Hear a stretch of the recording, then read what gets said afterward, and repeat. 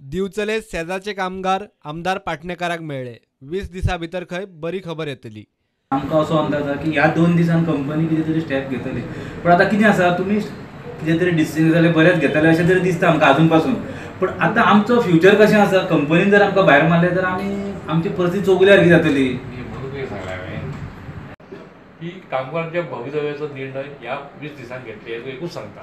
हांव कितें सांगिना तुका इतिहास कळ्ळें तुका न्ही। अठरा गोले कुशीच येता लक्षात घे।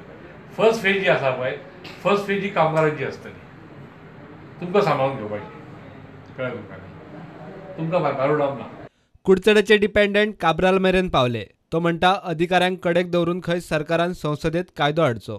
ब्युरोक्रेसीक ओवरऑल करपाक जाय। ऑर्डिनन्स म्हणटा पळय डायरेक्टली तर कॅबिनेट केलें पूण ऑर्डिनन्स काडले न्ही, म्हाका सांगून सांगता। So it is bill end only bill with legislative pure जो आसपाक जाय। Before parliament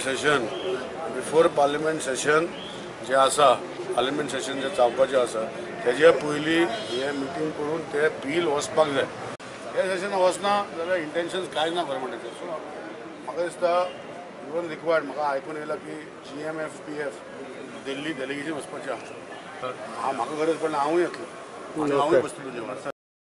But right away, I am not in that position to tell you anything about it. I am neither a MP, neither a MLA, neither a minister. You are a spokesperson. You are in the debate on the mining. I am in that debate, but I have got some limitations to make announcement or to comment on any of these issues.